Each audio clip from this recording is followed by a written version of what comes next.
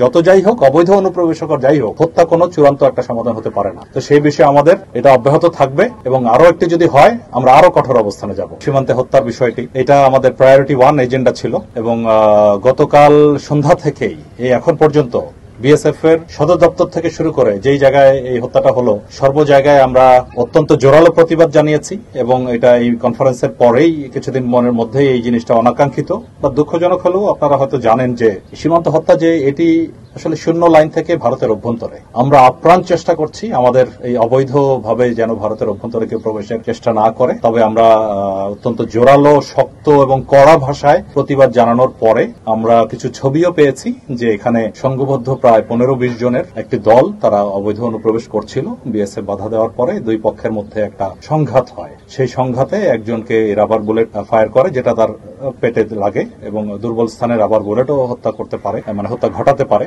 আর এখানে বিএসএফ এর যে সদস্য আহত হয়েছে এই 15-20 জনের কারণে, সেও হাসপাতালে আছে, তার ছবিও আমরা পেয়েছি রক্তাক্ত, মানে আহত অবস্থায়। দেশ জুড়ে তোলপাড় ওয়ালটন ফ্রিজ কিনে আপনিও হয়ে যেতে পারেন মিলেনিয়ার। তবে আমরা জিজ্ঞেস করছি যে এখানে প্রমাণ চাইছি যে এটা এখানকারই যে আহত হওয়ার ছবি, তার প্রমাণটা কি। তো এই বিষয়ে আমাদের মধ্যে এই প্রতিবাদ লিপি এবং প্রোটেস্ট নোট চলছে। আর সেই আহত সেই ব্যক্তিকেও হাসপাতালে নিয়ে ওরা অপারেশন করিয়েছিল, তারপরও তাকে বাঁচানো যায়নি, দুর্ভাগ্য।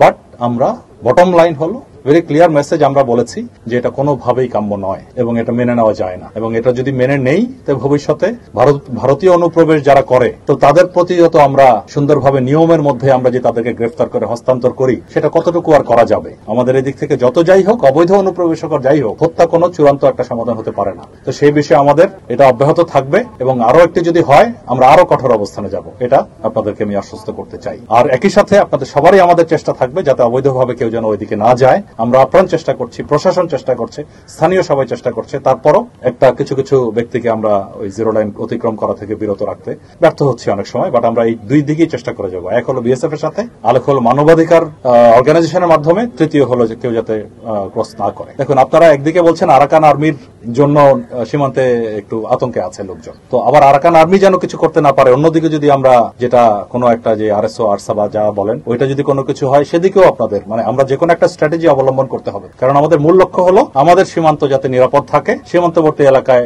জনগণ যেন নিরাপদ থাকে। তো সেটা করার জন্য আমরা একটা স্ট্র্যাটেজি ফলো করছি। তো আমার আমি বলতে চাই যে সীমান্ত, এই মায়ানমার সীমান্ত কেউ যদি অবৈধভাবে অনুপ্রবেশ না করে মায়ানমারের অভ্যন্তরে, নারকোটিক্স বলেন, ইয়াবা বলেন বা অন্যান্য যে কারণে হোক, যদি ক্রস না করে তার নিরাপত্তার কোনো ঝুঁকি নাই। নিরাপত্তার যদি কোনো ঝুঁকি থাকে সেটা সেই নিরাপত্তা দেওয়ার জন্য আমরা বিজিবি তৈরি আছি এবং বিজিবি আমরা we are well equipped for that. So এই বিষয়টা থাকবে।